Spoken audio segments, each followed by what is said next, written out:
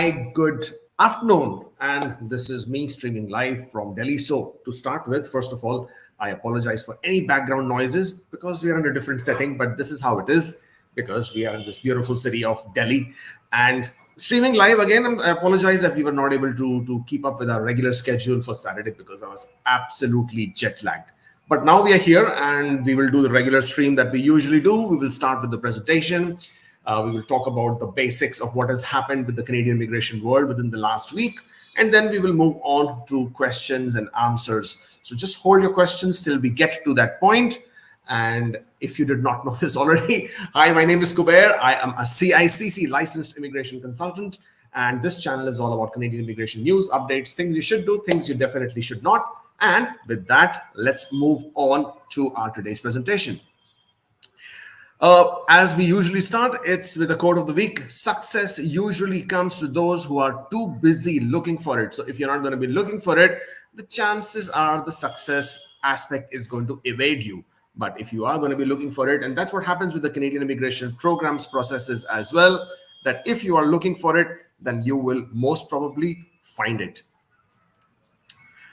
Canadian Immigration Weekly Roundup, that's what we are doing today. And the topics of discussion today are PNP draw, ARIMA draw, other news, and question and answer. We will start with the PNP draw and starting with British Columbia. On February 22nd, BC invited 160 candidates through the PNP programs. They held two draws and invited candidates from skilled immigration and express entry BC streams. The majority of the invitations that were sent out were through a general draw, and they also invited candidates in the knock code of 0621 and 0631, which we have come to see as a norm with them.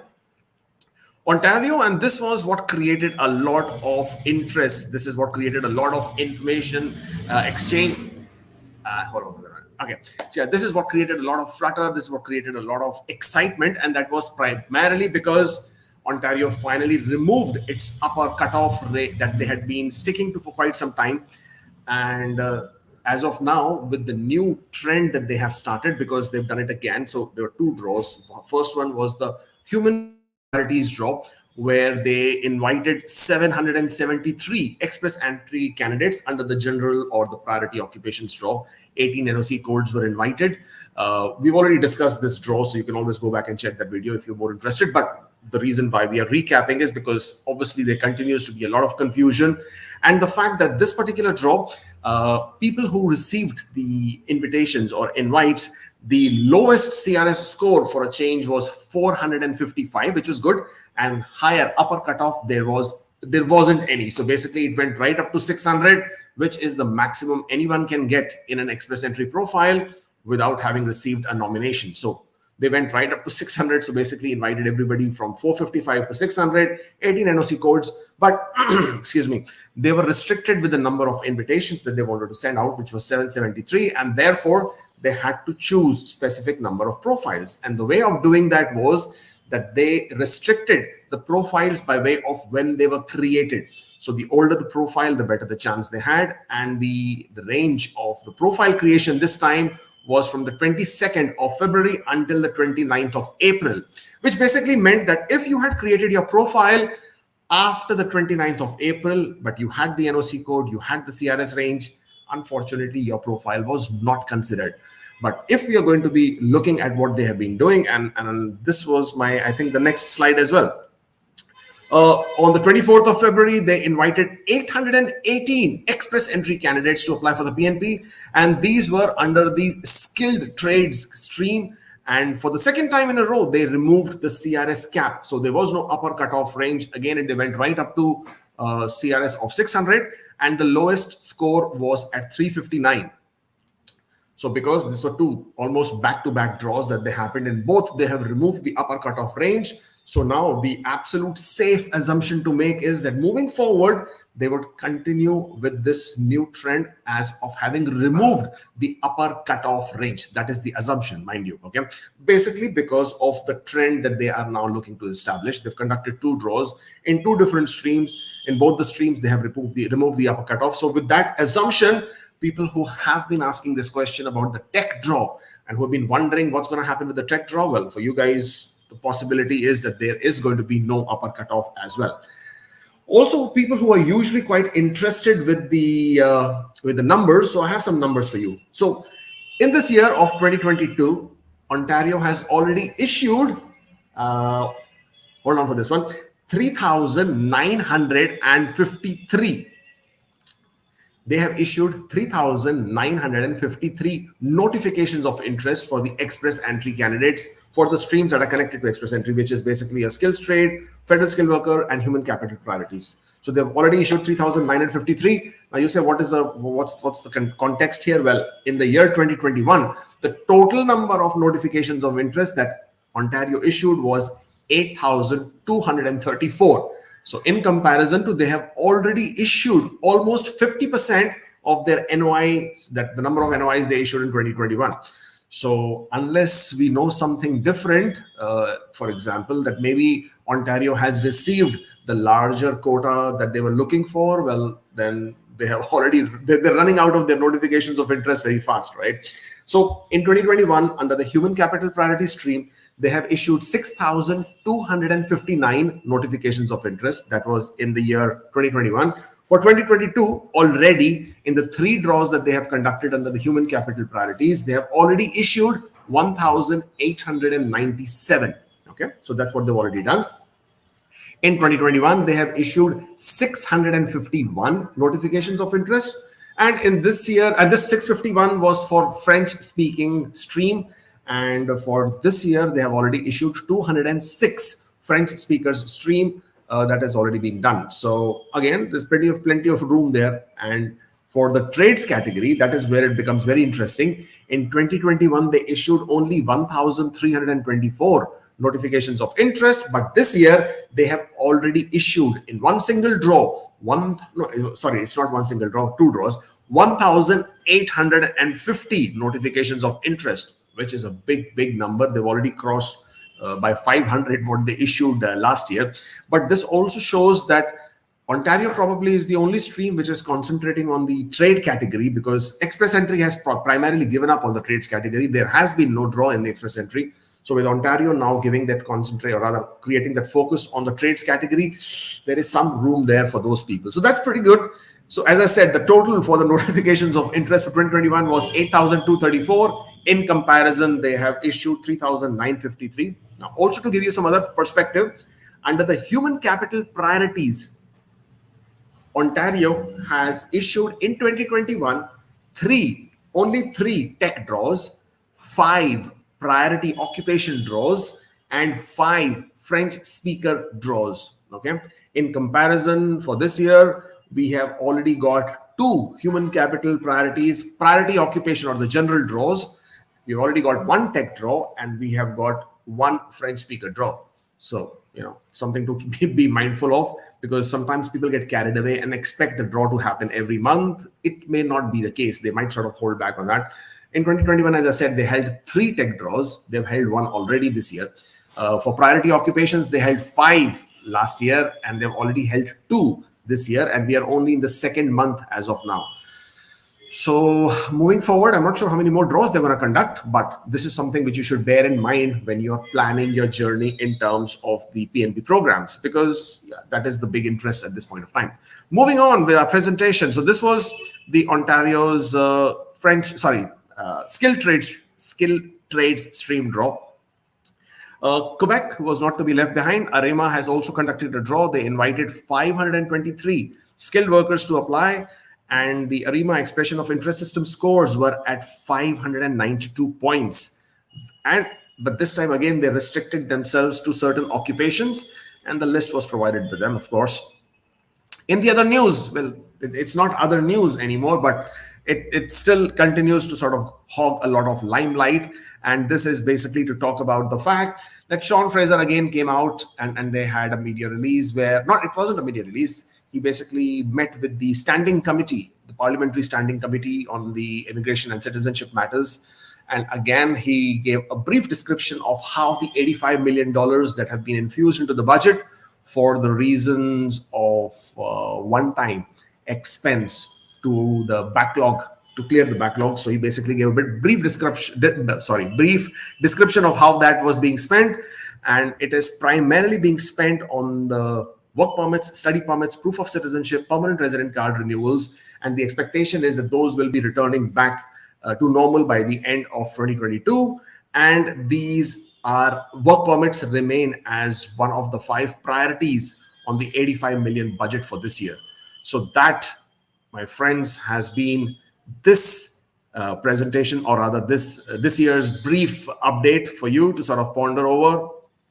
If you haven't still connected with us, then please do on our Instagram, Facebook, YouTube, Twitter accounts. Do follow us, do sort of, whatever you wish to do with that. But that's what's happening here.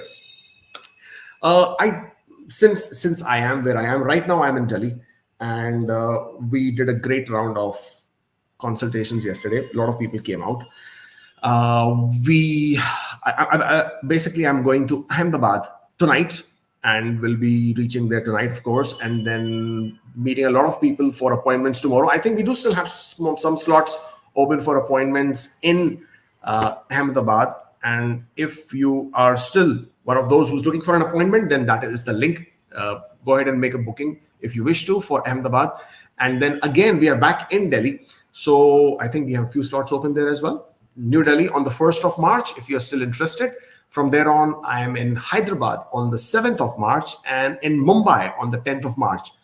From there on, I'll be going to Dubai, but the Dubai slots have not been open. So if you're looking for those, just hold on for a bit. But yes, if you're still looking for an appointment to sort of have a one-on-one chat to discuss your process, your immigration updates, your immigration pathways, then yeah, that's the link.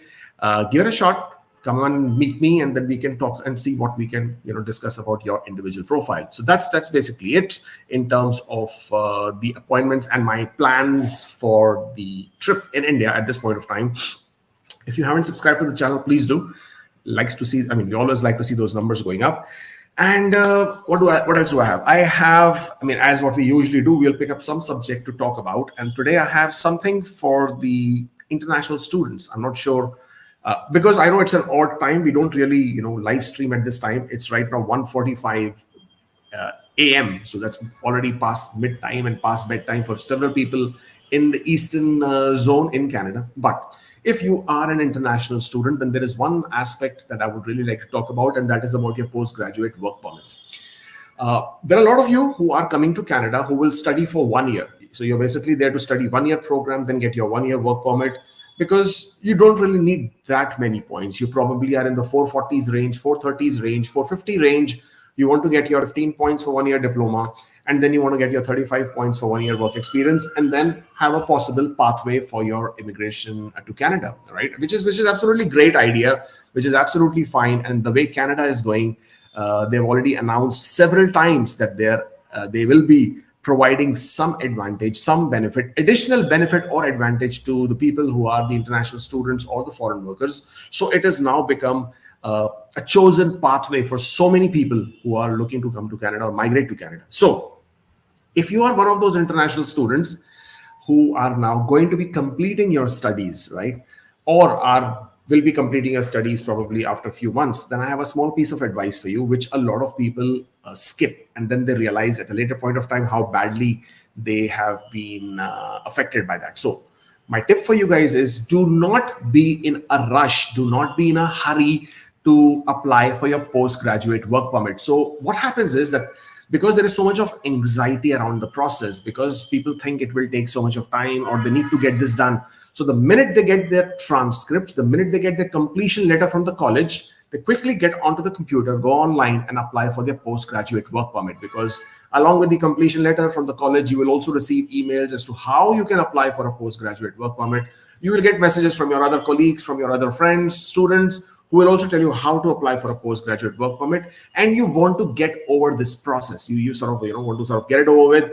Once you have applied, you already know you have some time. Then you will go looking for a job, so that once you find a job, you already will have applied for a work permit. That is a general notion, which is fine in practical terms. It's absolutely fine. But what is happening is, especially for those students who are completing an 8-month program, this is where you lose out. Okay. Now, when you apply for a postgraduate work permit, you can start working the day you apply. It's absolutely legal. It's as per the law. If you are applying for a postgraduate work permit today, you can start working full time today. It's as per the law. The experience is going to be counted. Everything is fine. There's no problem with it. The problem is people apply for postgraduate work permits without having found a job. So they apply for the postgraduate work permit and then they go job hunting. So they might take 2 months, 3 months, 4 months until they have found the kind of a job that they were looking for, or which is a knock B or a knock A job, which will then be eligible for their express entry applications or immigration application. If in the meantime they receive the postgraduate work permit, which is approved, they would have, in some cases, and not in all, but in some cases, people who are doing their 8-month program, they will get an 8-month postgraduate work permit. Okay. Yes, it has happened with a lot of people. It continues to happen with a lot of people. While 8 months program is meant to give you a 1-year work permit, it doesn't always happen. It's still at the discretion of the visa officer. Okay. And it's very, very clear. The law is very clear that the work permit is given to you for the duration of your study completed if it is less than 2 years. And after 2 years, then you are eligible to apply for something and you may get a 3-year work permit. But now when you're getting your work permit and if you get it only for 8 months and you still haven't found your job, now who is going to be losing out? You. Because you applied for postgraduate work permit, you have wasted all this time which you were on a maintained or an implied status while you were looking for a job. Now you found your job, you have only 8-month work permit, and now at the end of the work permit, you would not know what to do. Because mind you get work permit only once. You cannot extend the work permit. You cannot get another work permit. You cannot go back to studying and then get another work permit. That will not happen. So this is only a one-time thing. Once in a lifetime, not only once in a time in your trip, it's once in a lifetime. So you will not get a postgraduate work permit again. Therefore, my tip for you is do not apply for a postgraduate work permit unless you find a job. Obviously, there is a time, right? You cannot you have a 6 months time from the time your study permit is expiring or your studies have been completed before you can apply for your work permit. And within the 3 months of your completion of your study permit, 3 months of your completion of study permit, 6 months of the validity of your 6 permit. Sorry, I'm mixing it up. Hold on.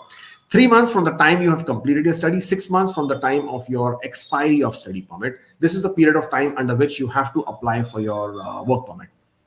If you apply too soon, you might get it early and then you might lose out on the end duration of your work permit. You will have not completed your period of work experience and your work permit would be expiring. So that was one tip for me from your side, from me to you. If you are completing your studies, then do not be in a rush to apply for your work permit.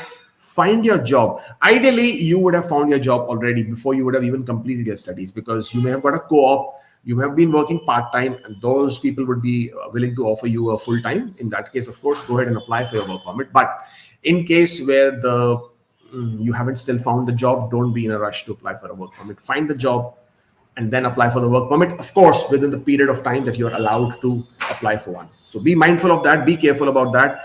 That was my additional tip for the day for you. And take that and hopefully you would be able to use that for your application. Right. Now let's talk about some questions and see what and where we are.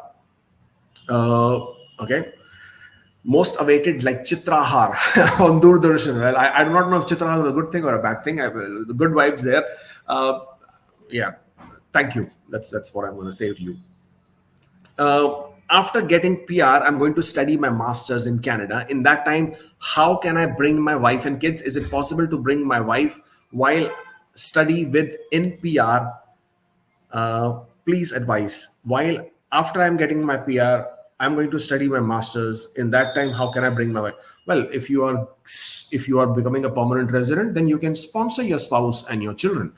Apart from that, there are no other options. I mean, they can apply for a visit visa. If you get approved, of course, they can come to Canada on a visit visa. Once they're in Canada on a visit visa, you can apply for an inland spousal sponsorship. And by that, your wife or your spouse, would be eligible to apply for an open work permit as well as part of your inland spousal sponsorship application. And then he or she, because I can't make out you're a he or she, so that your spouse will also be able to work in Canada while they are waiting for the decision on their sponsorship application. So there's no issues with that. Apart from that, there are no other options. I mean, yes, if your spouse wants to, they can also apply for a study permit, and that is a different process altogether. But apart from that, you being a PR, you cannot automatically, sponsor them for anything else. You can, as I said, sponsor them as under the spousal sponsorship while they're outside. If they're inside Canada, then they will be eligible for an open work permit. Don't you think they have gone slow in processings? Not a single update till date. After a long wait wasn't enough. It's depressing me with each date. Well, you are 2021 Feb and you are getting depressed. Don't be depressed, because to be very honest, it's been 1 year, about 1 year. And if you look around you, there are still people who have been expecting and hoping and waiting for updates from 2019, 2020. You are still on the better side of things, in the sense it's only been 1 year, and thankfully the COVID is now coming to a more settled space. Things are getting better and processing is getting better. I am going to accept that when Sean Fraser said that they will be looking to clear 147,000 profiles this year, then that would basically mean a large number of people would be cleared. So based on that, Feb 2nd, 2021, I don't think you should be worried about too much. See, you can always find plenty of reasons to depress yourself. There are always so many things around which you can help you depress yourself. It's up to you. What do you which ones do you allow to choose to affect you? So make your choice wisely and don't let these things depress you, because your application is in process. It will get processed, and once that happens, you will have a decision. So until such time, just find something else to divert you, and probably you will find a better way to spend your time that way. But applications are being processed. Yes, some are being processed faster, which is quite unfair. I understand that, but for some reason IRCC believes that the newer applications, so basically they are now into two groups. One group which is still handling the old applications, second group which is handling the newer applications, so that they can start talking about having met the pre-pandemic levels of processing time. So you are therefore seeing a lot of applications which were submitted towards the latter half of 2021, that those are getting decisions, while others, even from 19, are waiting. I know it's unfair. I know it's really frustrating to see people who have applied 2.5 years after you have submitted. They are getting the decision and you're still waiting. But this is the process that they have found to be working for them at this point of time, and they're going to do what they're going to do, right? I mean, it's not like with the amount of noise we have made earlier and we continue to make, that they are going to sort of change the way. The think tank in IRCC has their own people who advise them and guide them into these matters, and that's how it goes. But yeah, I mean, I understand that you've been waiting for a year and you're feeling all that, but yeah, give yourself a break and find something else to sort of divert your mind with, and hopefully you'll be fine. In Ontario draw, they picked profiles from a certain period, resulting in a wide CRS range. Are they removing the homogeneity? Can this happen in EE draws as well? At this point of time, I don't expect it to be happening in Express Entry. I mean, it already happens in Express Entry, and that basically is the tiebreaker rule, right? Where whatever is the lowest score at that point of time, they take the profiles which are newer rather than the older ones.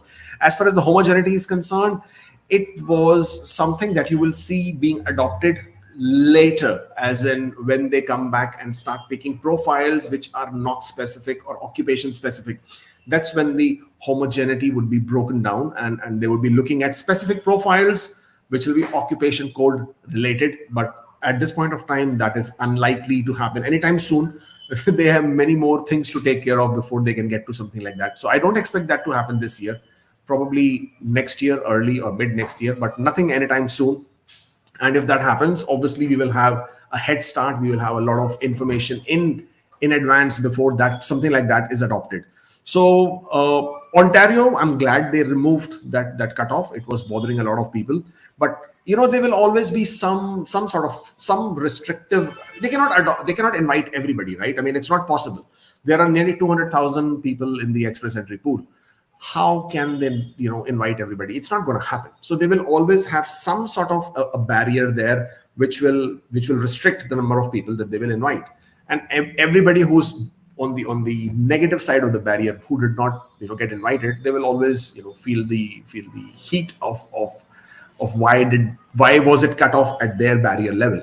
But it's something which not only all provinces but even with Express Entry they have to make their decision.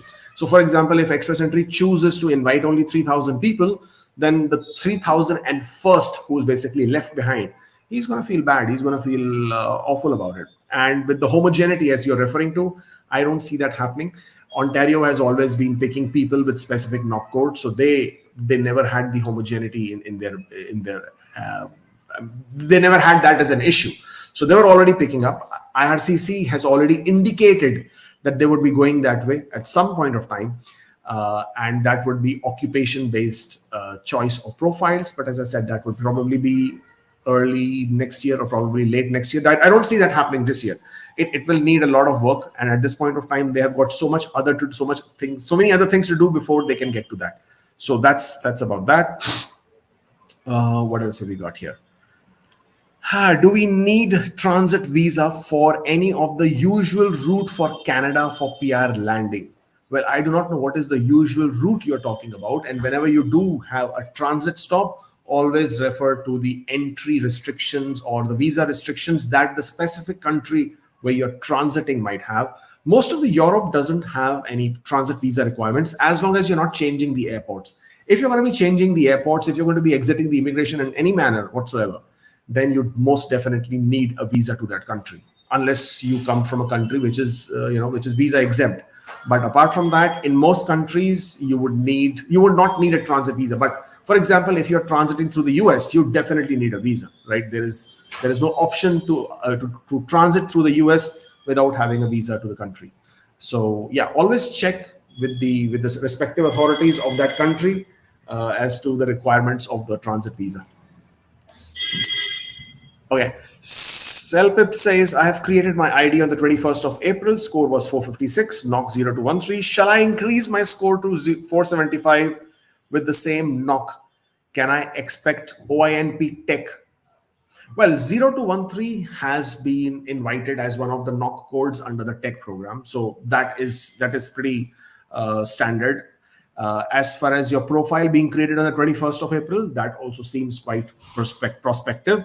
As far as score of 456 is concerned, I can't tell you because I do not know how many profiles with these knock codes is there in the Express Entry pool.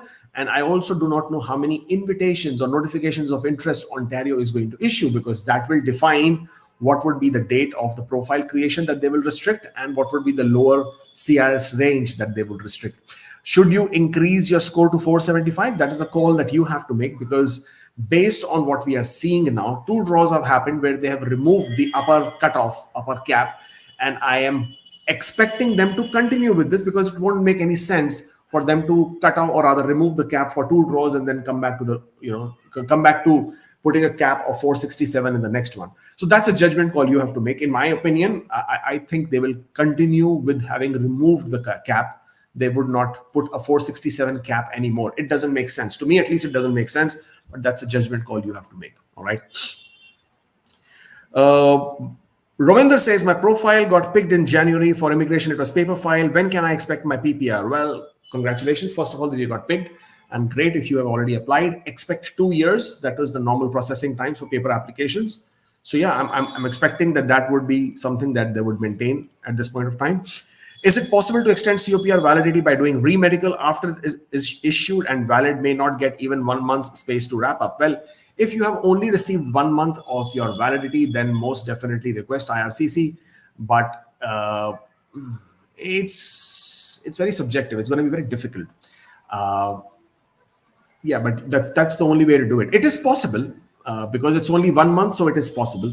But you have to take quick action and ask IRCC to do something about it. But be prepared to sort of travel, let's say in the last 2 or 3 days of your expiry. So don't make a booking, keep that plan ready. Even if you have to come for soft landing, do that, because you would have activated your status, then you can come back, finish your wrapping up and then come back. So have that plan in place. In the meantime, request IRCC to extend your validity, and they will obviously ask you to do the re-medicals, but have both of them working, because IRCC, right? They don't really respond that efficiently. So have the second plan, backup plan ready. But yes, do request them to extend your COPR, because they have given you only 1 month, and that obviously is not enough.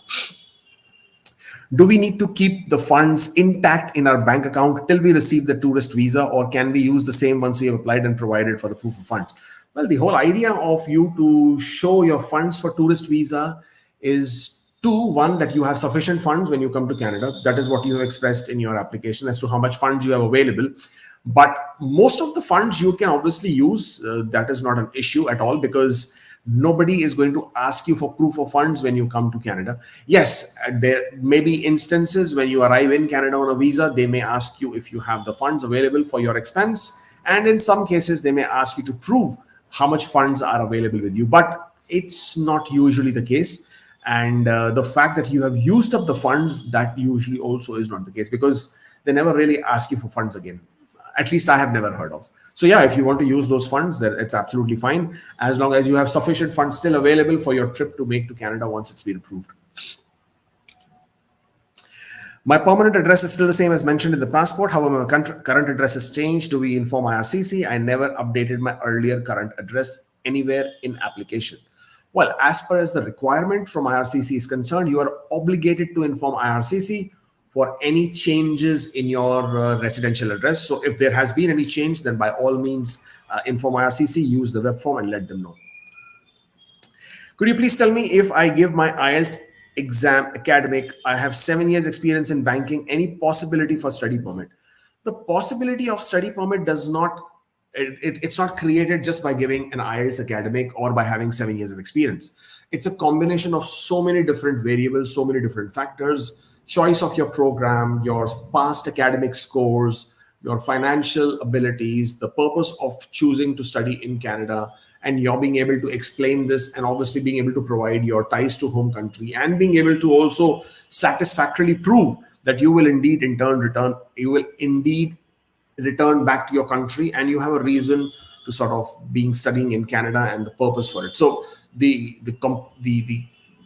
your application will depend on all these factors in combination, and not just the fact that you have done your Ielts exam academic. Okay, so yeah, absolutely, 7 years experience is not a problem. Ielts academic is not a problem. It's the other factors that you also need to take in consideration.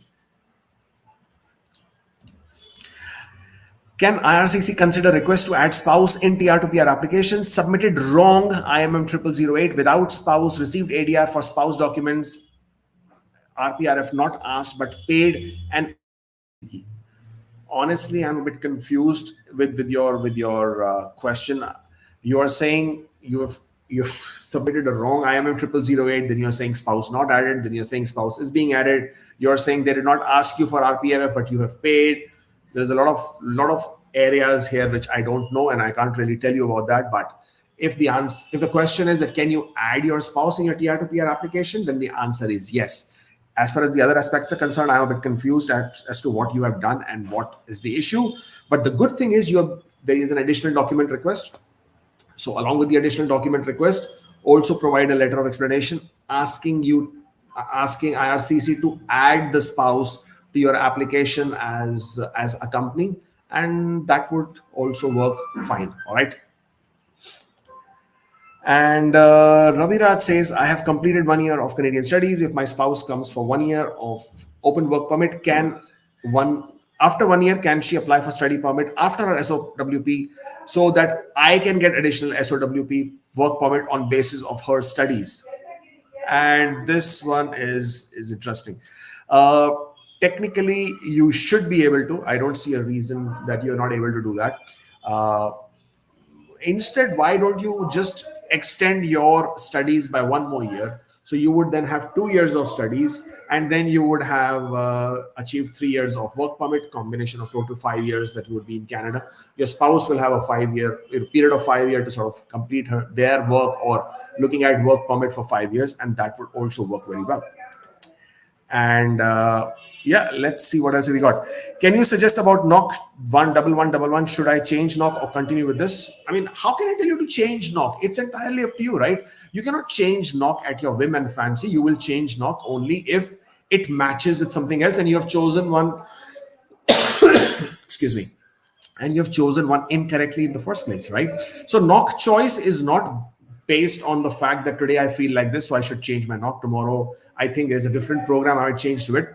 You will change your knock based on the requirement of your duties and responsibilities. So if your duties and responsibilities match with a different knock, which is a better choice, then by all means do it. If not, then you cannot change. I mean, you should not, because whenever you do submit your PR application, you do have to provide them with your reference letters. And if that does not match with your chosen knock, then that could be trouble. So be careful about that. Okay.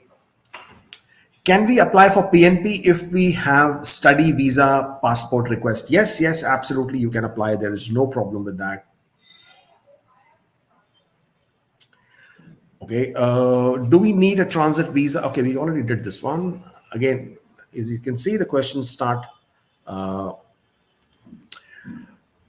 Kamal sir, today you forgot to wear a round neck t-shirt. Yeah, I forgot to wear a round neck t-shirt because I am in a place where I didn't need to wear a round neck t-shirt today. So yeah, I just stuck around with the shirt. I hope you don't mind. Gaurav says, do you see the process of work permit going faster? My file is submitted in August 27 and still nothing. Any guess? Appreciate your thoughts. Well, the work permit applications have been another ones which have been really hampered by this whole delays and the backlogs and this pandemic issues. There are people who are reporting delays of as much as 1.5 to 2 years. So that's pretty long. Based on the fact of, again, I'm quoting Sean Fraser, who's the immigration minister, that they would be looking to prioritize work permit applications, and they would be looking to prioritize them in the sense of processing them faster with the $85 million infusion that they have had, because they want to sort of, get that moving, because those have been on the back burner for quite some time. But I haven't really seen much movement at this point of time. On the last count, there were nearly 800,000 applications which were temporary residence visas, and they were still pending in the backlog. So yeah, it's very difficult to say how much time they will take, but the fact that there has already been a statement mentioning that they're looking to bring the entire work permit application processing to the pre-pandemic levels or the regular processing times before the end of this year. So that should basically say that yes, they'll be looking to process most of their applications sooner than later. But I mean, I couldn't tell you how much time they would take for sure. The earlier ones have been taking really, really long. I think we just answered this question. I have uploaded my PCC on 27th of January, but even today it's under review. Why are they taking so long? I can't tell you why are they taking so long. Okay, there is no way to give you the answer to why are they taking so long.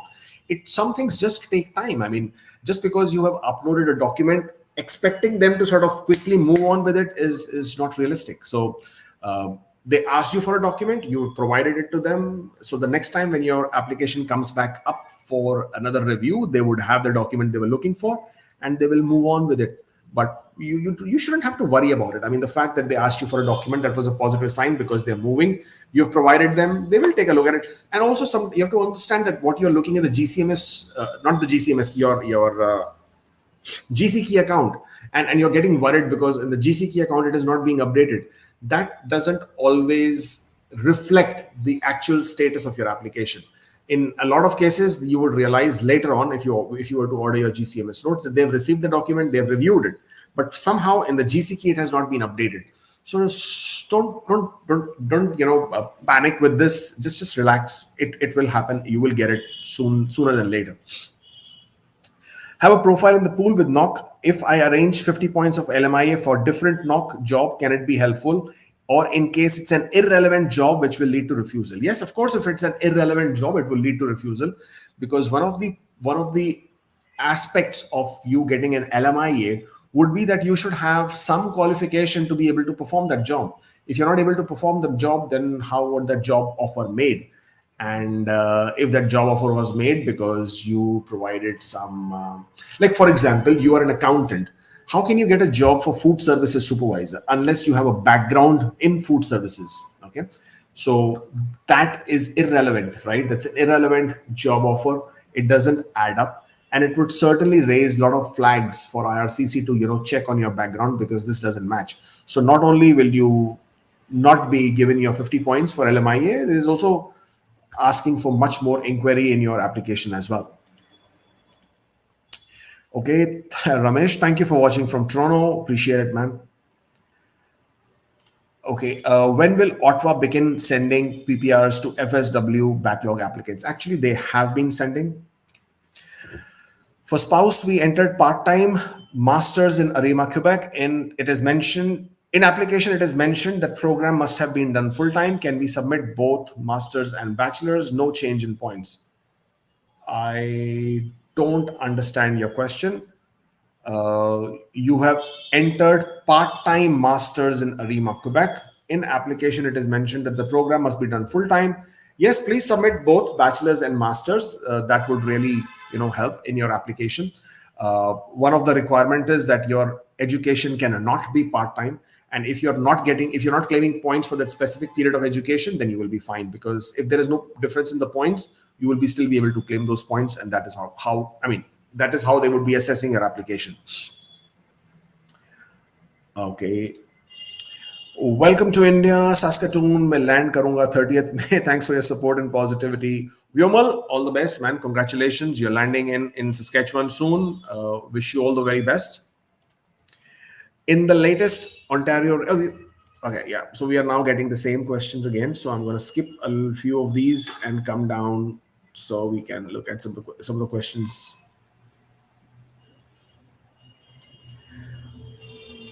Okay. My work permit is about to expire in 2 months. I've already completed my 1 year of work experience under NOC B. What should I do to maintain my status in Canada? Should I apply under OINP or LMIA? Well, if you want to continue being in Canada and not applying for PR, then you will need an LMIA. Okay. And if you want to apply under OINP, then if you're eligible, then by all means do apply under Ontario. Once you have submitted your nomination, received your nomination, submitted your PR application, you would be eligible to apply for a bridge open work permit as well. Okay. Is Ielts required for student visa applications to IRCC? Well, if you are applying under the non-SDS stream, then you do not require Ielts. But if you are applying under the SDS streams, you most definitely require your Ielts scores. Okay. Okay, I'm getting a lot of repeat questions. That could also be because I did not put the settings today in the live stream. So just skipping a lot of these questions. Okay. Profile created in March, withdrew it as profile was expiring next month, created new one immediately. Now post cap removal, do I stand a chance in the next tech drop? I personally feel it's going to be unlikely, depending again, but that depends on how many invitations they choose to issue and how many profiles are in the system. But if you have created a new profile, then your new profile's date would be considered and not your old profile's date. So if the range is shorter than your profile creation, then your profile may not be accepted. Okay, same questions. Sorry about that.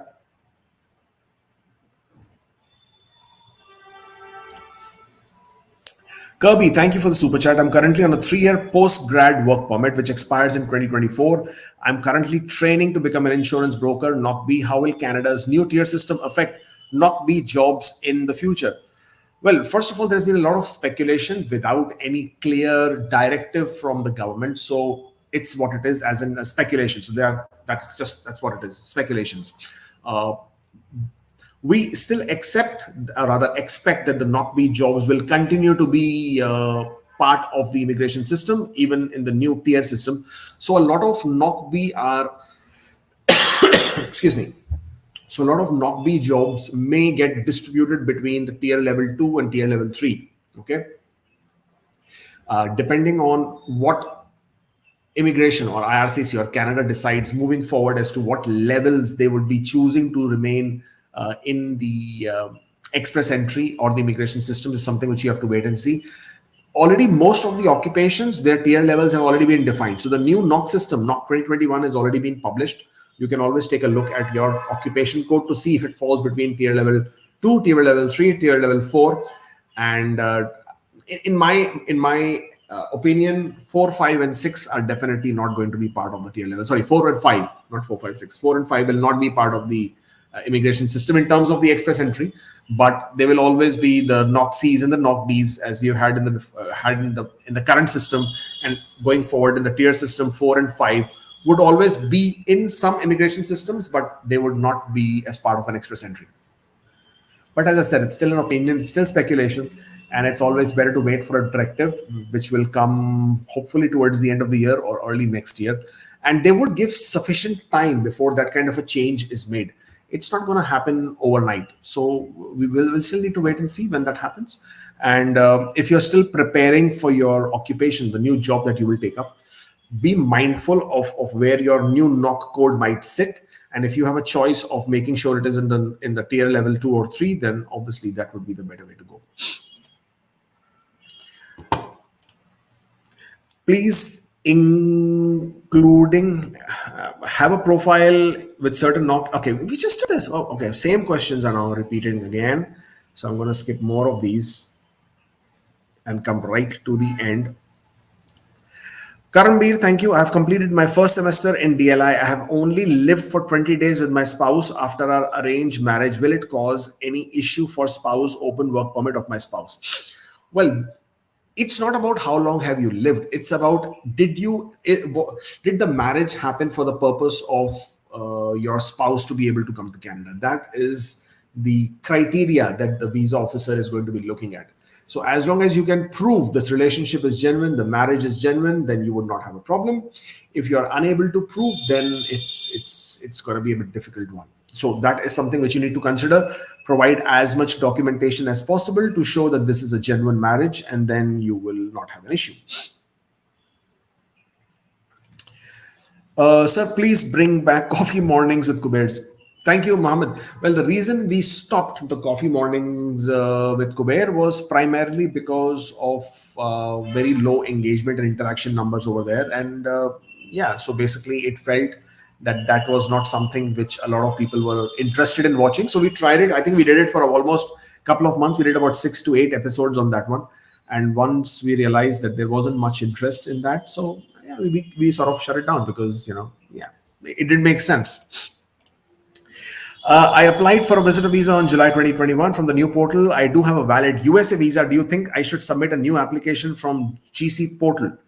Well, the fact that you applied for a visa in July 2021, then you should reapply anyways, because that is what was indicated, that if you are looking to see a faster result, then reapply, especially if you applied before the September 7th. I would apply from the old GC portal. New portal somehow has been seeing more negative results than positive. But again, as long as you're able to sort of prove past travel histories, good financial status, and ties to your home country, you should have a good reason to get an approval. But I would use the old GC portal. Somehow I have more faith in that system, or rather that process. Okay. Again, I'm seeing same questions which are being repeated. So I'm going to skip those again. I made a mistake in ARIMA UI in the TRF number. Is it okay to correct the application submission after receiving the invite? Yes, you should be able to correct the number and submit. There is no problem with that.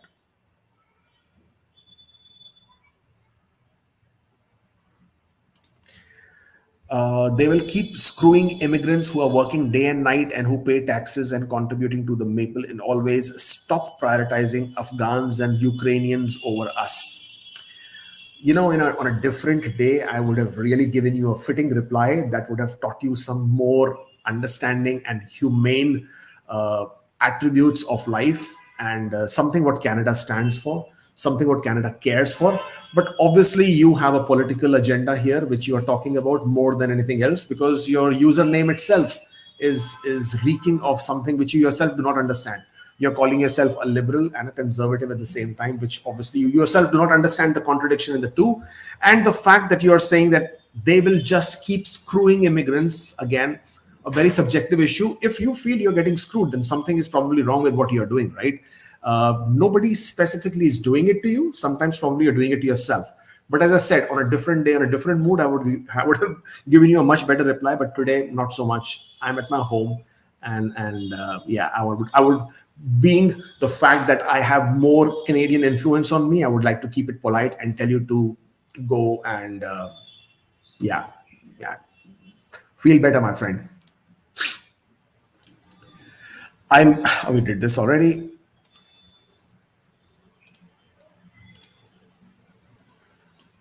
Okay, I have submitted the file without a medical report with an invoice of the e-medical placeholder. In the LOE placeholder, would it affect my case? Well, why did you not submit your medical report? That is the first question. Would it affect my case? It can. It can certainly affect because you have provided an invoice but not a medical.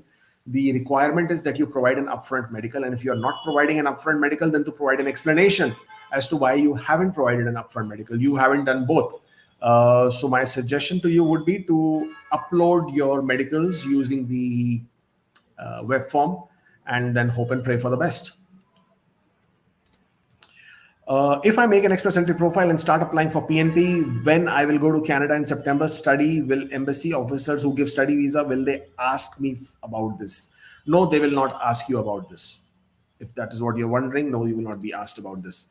My CRSS 390 profile created, SINP applied. What are my chances of being processed and getting a favorable outcome? Also, will I be able to work abroad in the meantime? I mean, of course, I mean, unless you are in Canada, you can work wherever you want to work. That is not a problem. You have already applied for Saskatchewan. Well, once you get your nomination, you will be able to proceed with your application. I don't think there is much to be concerned about here. Okay, last couple of questions before I make a move on. And if I haven't been able to answer your question, by all means, please do post them in the comment section below, and I will definitely come back and take a look at them and reply back to you. Thank you so much, Lokesh. Appreciate it. Okay, I have submitted we just did this. So obviously, a lot of questions being repeated while I am not seeing anything different here. Let's take a look. Is it possible to get a study visa with a 4 years of gap? I am 23 at the moment. Absolutely, yes. There is no problem with that. As long as you're able to explain your gap, you will not have an issue with that at all. Will Ontario PNP come up with a similar draw for human capital priorities to pick profiles created in September 21 with CRS 462, 468, 1122? I guess we will have to wait and watch. There is no point in me making all those speculative, speculations, because I honestly don't know. We do expect a draw for sure. What will be the score? What will be the cutoff range? What will be the knock codes? I don't think anybody can tell you that. I have submitted see, again, same questions are being repeated. So I'm just gonna, yeah, that's just about it then. Last question. How long does the visa stamping take usually in the case of PR application? It's been 10 days. My passport is with New Delhi, but no update. Does this mean application is approved? No update on portal.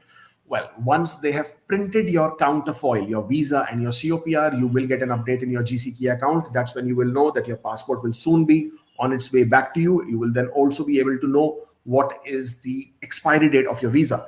This is yeah, what you'll be able to do. Now, as far as it's only been 10 days, just chill out, just relax. You waited for so long, you got your passport request, and you're still freaking out with a 10-day period in the embassy. Yeah, obviously they have plenty of applications to process. Obviously they're not working 24/7, so just give it some time. Expect 30 days on at any point of time you submit your passport. Expect 30 days in the worst case scenario, and then start freaking out. Anything before that, just relax, take it easy, don't worry about it. Okay.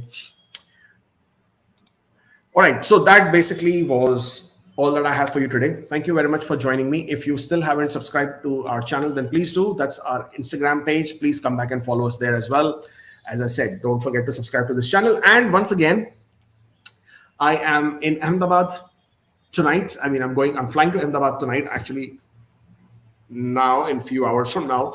And then we're doing appointments in Ahmedabad. So if you still haven't booked your appointment in Ahmedabad, then that is the link. Get that done.